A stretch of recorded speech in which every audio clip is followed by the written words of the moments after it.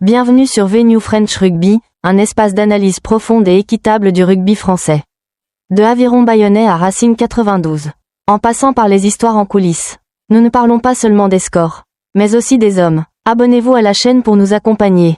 Je me suis assis pour réfléchir à cette histoire avec l'état d'esprit le plus serein possible.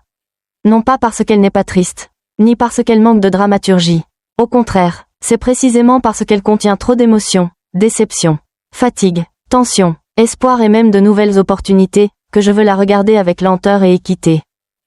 La défaite 41-36 à domicile contre le Racing 92 n'est pas simplement un revers comptable pour Aviron Bayonnais.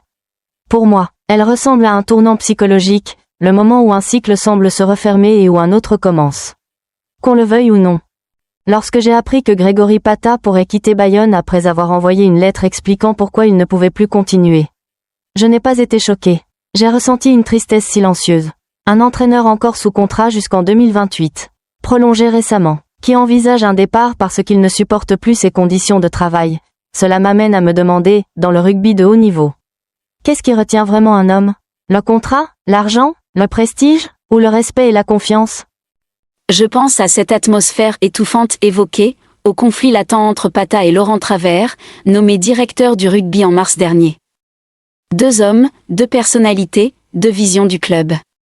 Lorsque les tensions durent des mois, que des désaccords publics éclatent dès novembre sans être résolus, l'issue semble devenir une simple question de temps. Je ne veux prendre parti pour personne. Je ne suis pas dans la salle de réunion, je n'entends pas les discussions privées, je ne connais pas toutes les pressions invisibles. Mais je comprends une chose, lorsqu'un entraîneur affirme qu'il ne peut plus accepter cette situation, ce ne sont pas des mots légers. C'est la reconnaissance d'une limite. Et reconnaître publiquement ses limites, dans un environnement professionnel où les égos et la pression dominent, demande un immense courage. 6e défaite consécutive toutes compétitions confondues, 4e de suite en championnat. L'équipe glisse à la 12e place.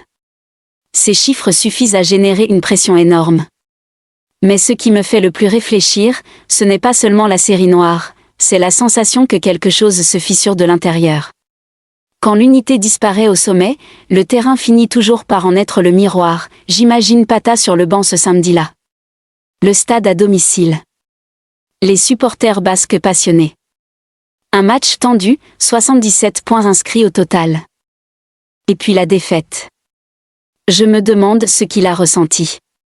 Peut-être pas seulement la frustration du score, mais l'impuissance de savoir que les ajustements tactiques ne peuvent réparer des fractures hors du terrain. Cette histoire semble aussi résoudre un paradoxe. Lorsqu'un club ne gagne qu'un match sur 10 et qu'une crise sportive s'installe, la direction peut invoquer la nécessité de restructurer. Un départ même douloureux peut apparaître comme une étape indispensable pour assainir l'environnement interne. Mais est-ce une véritable solution, ou simplement un changement de surface? Je pense au rôle d'un directeur du rugby comme Travers, qui bénéficierait du soutien du président Philippe Taïeb.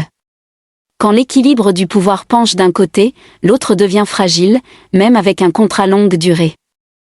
Dans le sport professionnel, pouvoir et confiance sont intimement liés. Lorsque la confiance disparaît, le contrat ne suffit plus. La possibilité d'un départ négocié vers Canada Brive, en Pro D2, est évoquée, avec un contrat de 3 ans à la clé en Corrèze. Je ne vois pas cela comme un recul. La Pro D2 n'est pas le sommet comme le top 14, mais parfois reculer d'un pas permet de reprendre souffle. Peut-être y trouvera-t-il un projet plus cohérent avec sa philosophie. Je me demande, à sa place, que ferais-je? Rester pour prouver ma valeur? Ou accepter que la cohabitation a atteint ses limites et partir avant que tout ne s'aggrave? Ce n'est pas seulement une question de rugby. C'est une question de vie. Je retiens une leçon personnelle, la persévérance ne signifie pas rester à tout prix.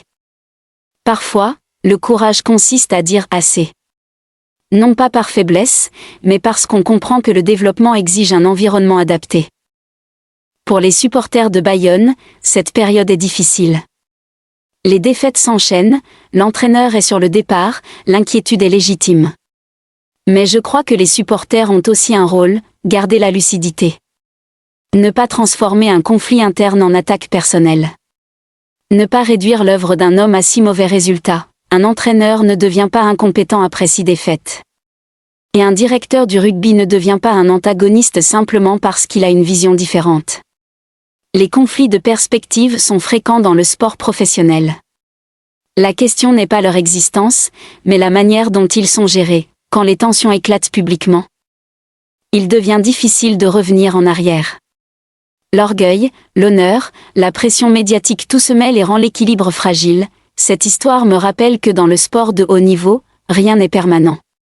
Une stabilité peut s'effondrer en quelques semaines. Un entraîneur prolongé sur le long terme peut préparer son départ quelques mois plus tard. Si Pata quitte réellement Bayonne, j'espère que cela se fera dans le respect. Un club qui veut bâtir durablement doit savoir tourner la page avec dignité. Pour Brive, si l'accord se concrétise, ce sera peut-être un nouveau chapitre.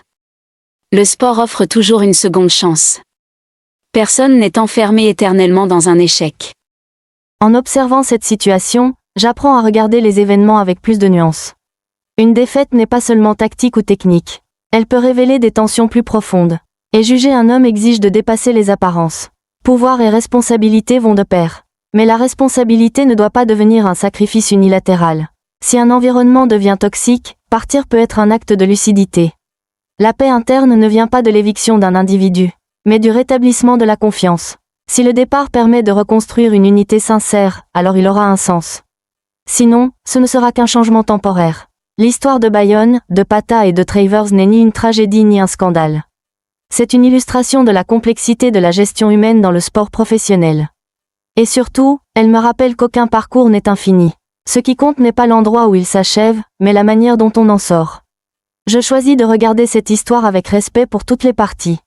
Et je me rappelle qu'à chaque carrefour de la vie, il faut être assez honnête pour reconnaître ses limites, assez courageux pour décider, et assez serein pour en accepter les conséquences.